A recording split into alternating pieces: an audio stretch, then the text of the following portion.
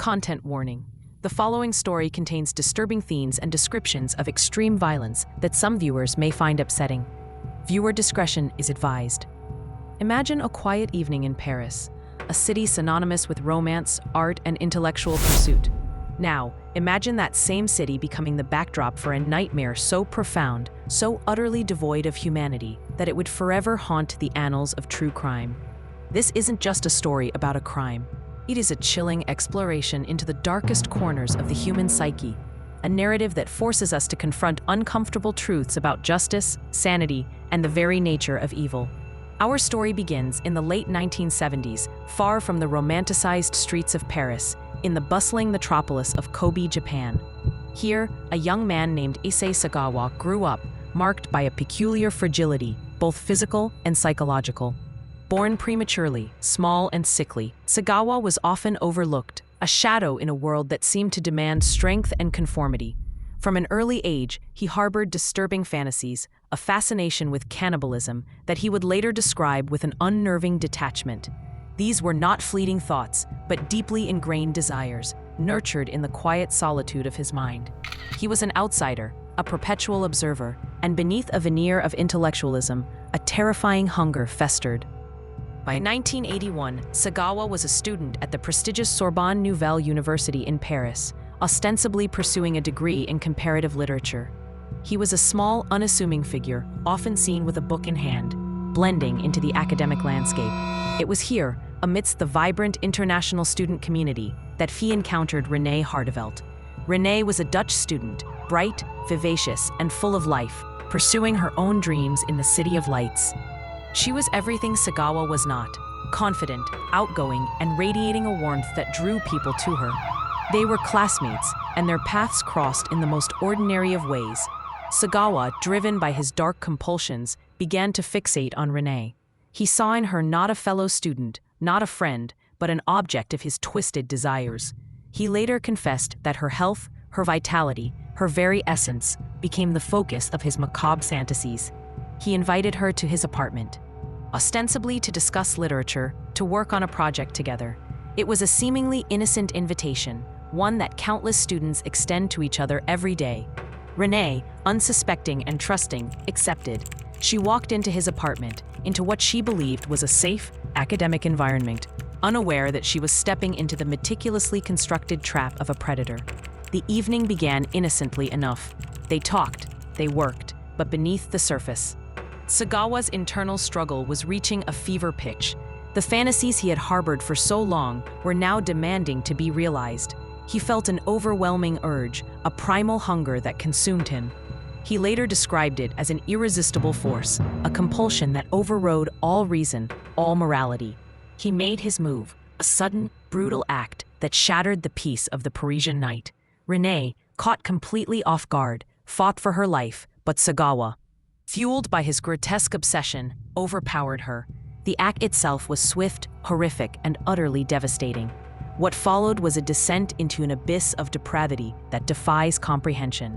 For 2 days, Sagawa engaged in acts of cannibalism, meticulously dismembering Renee's body, consuming parts of her, driven by a perverse desire to absorb her energy, to become her. He documented his actions, taking photographs, writing in his diary, creating a chilling record of his unspeakable crime. He later claimed the flesh was tender and delicious, a statement that sends shivers down the spine, not just for its content, but for the cold, clinical detachment with which it was uttered. The stench, however, became unbearable. The grim reality of his actions began to press in. Sagawa attempted to dispose of Renee's remains, packing them into 2 suitcases. He hailed a taxi, intending to dump them in a remote park. But as he struggled with the heavy luggage, his small frame betraying him, the suitcases burst open, spilling their gruesome contents onto the grass. A passerby, horrified by the sight, immediately alerted the authorities. The discovery was swift, shocking, and led directly to Sagawa's arrest. The subsequent investigation and trial captivated the world, not just for the sheer brutality of the crime, but for the bizarre legal outcome. Sagawa was deemed mentally unfit to stand trial.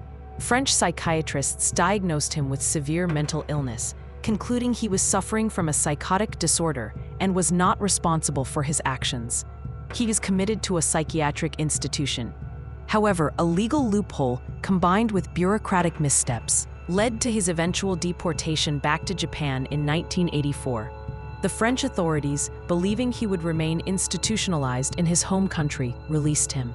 But the Japanese legal system, after reviewing his case, found no legal basis to hold him indefinitely, as he had not been convicted of a crime in France and was deemed sane enough by Japanese standards to be released. And so, Issei Sagawa, a confessed cannibalistic murderer, walked free. His release sent shockwaves across the globe. How can such a monster be allowed to roam freely? The public was outraged, terrified, but Sagawa, far from retreating into obscurity, embraced his notoriety. He became a macabre celebrity in Japan, a chilling testament to society's fascination with the grotesque. He wrote books detailing his crime, appeared in documentaries, and even penned restaurant reviews.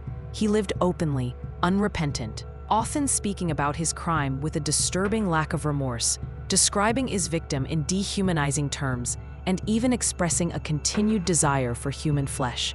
He became a living, breathing embodiment of evil, a constant reminder of the darkness that can lurk beneath the surface of humanity. His story forces us to grapple with profound questions. What constitutes justice when mental illness is involved? Can true evil ever be truly understood or contained? And what does it say about us as a society that we can be so captivated by such a horrific tale, even as we recoil from its implications? Sagawa's life after the crime was a haunting epilogue, a testament to the fact that sometimes the monsters we create, or perhaps simply reveal, continue to walk among us, their shadows long and unsettling. His story is a stark reminder that some wounds never truly heal and some horrors never truly fade. What are your thoughts on Issei Sagawa's case? How do you think society should handle individuals who commit such unspeakable acts but are deemed mentally ill? Share your perspectives in the comments below. If you are interested in more deep dives into the darker corners of history and true crime, make sure to subscribe to our channel. You can also check out our playlist on unsolved mysteries for more compelling stories that will keep you thinking long after the video ends. Thank you for watching.